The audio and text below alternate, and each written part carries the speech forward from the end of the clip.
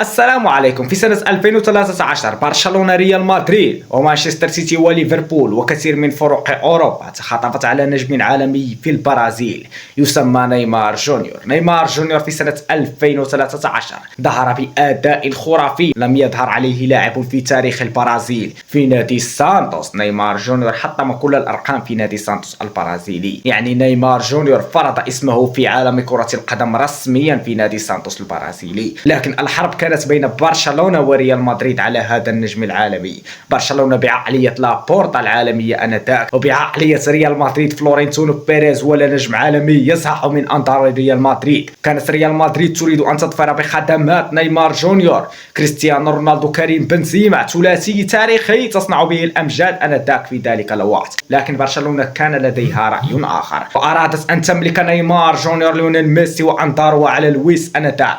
برشلونة تملك الثلاثي التاريخي ميسي، سواريز ونيمار. في سنة 2015 برشلونة تتوج بطلة لدوري أبطال أوروبا بسبب من؟ ميسي، نيمار، سواريز، الام اس ان آنذاك. حطمت بيب غوارديولا ومنظومته العالمية في بايرن ميونخ في ذلك الوقت. برشلونة قررت أن تجعل نيمار جونيور لاعب آخر، فطورته لكي يصبح مثل ليونيل ميسي. في ذلك الوقت جميع لاعبي برشلونة لم تكن لديهم تلك الأحقية للمراوغة في أي وقت يريدون إلا ليونيل ميسي، لكن برشلونة أعطت هذه الأحقية للويس سواريز ونيمار جونيور أيضا.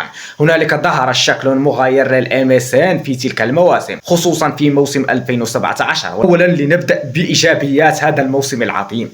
نيمار جونيور مع نادي برشلونة استطاع أن يقلب النتيجة على باريس سان جيرمان. هل تعلم ماذا تعني أن تكون متأخرا في دوري أبطال أوروبا أمام باريس سان جيرمان في حديقة الأمراء ب4-0، وتعود بالكابلو وتقلب عليهم النتيجة ويسجلون هدف ثم تقلبها ب6-1؟ نتيجة تاريخية، ومن نجمها ليس ليونيل ميسي، طبعا هو نيمار جونيور. نيمار جونيور كان خارقا في تلك المباراة. نيمار جونيور كان لاعبا آخرا في تلك المباراة. نيمار جونيور كان وحشا في تلك المباراة.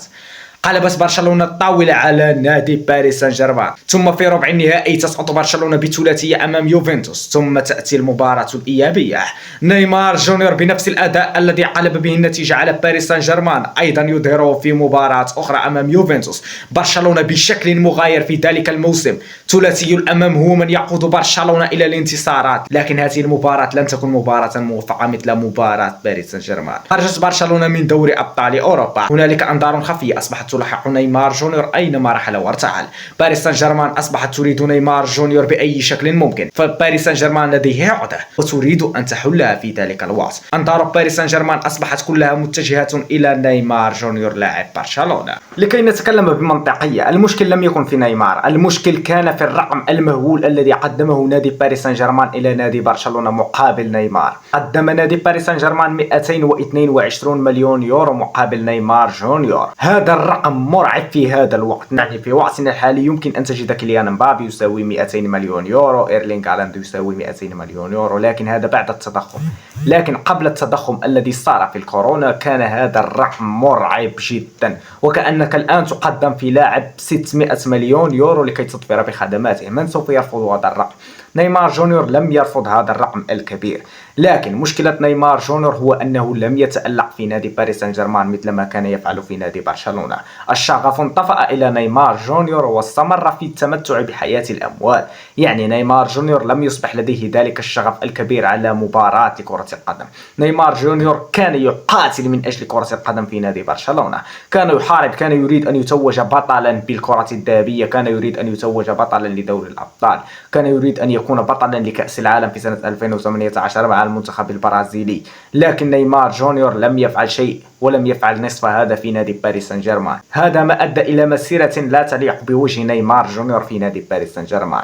يعني نيمار جونيور ذلك الموهبة الذي جاءت إلى باريس سان جيرمان ب 200 مليون يورو، يجب عليه أن تقدم أداء خرافي، يجب عليه أن يعوض نادي باريس سان جيرمان على هذا المبلغ الكبير الذي قدمه فيه.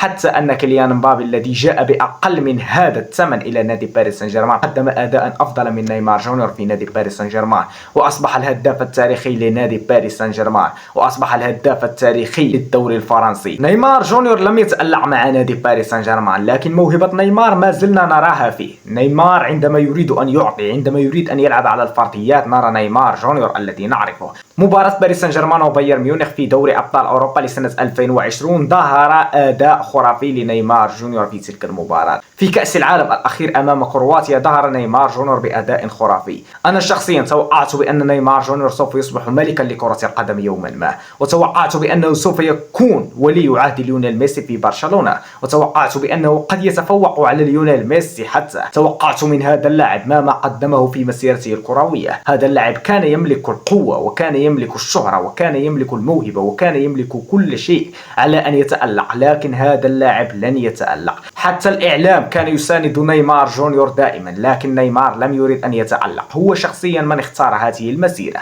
وهو الآن يظفر بها، وسوف نرى مستقبلا. لا أحد سوف يتكلم على نيمار جونيور بعد اعتزاله، يعني نيمار جونيور لم تكن لديه تلك المسيرة المثالية بالنسبة إلي شخصيا. أنا لا أرى نيمار ظفر بمسيرة مثالية للاعب كبير بهذه الموهبة العظيمة.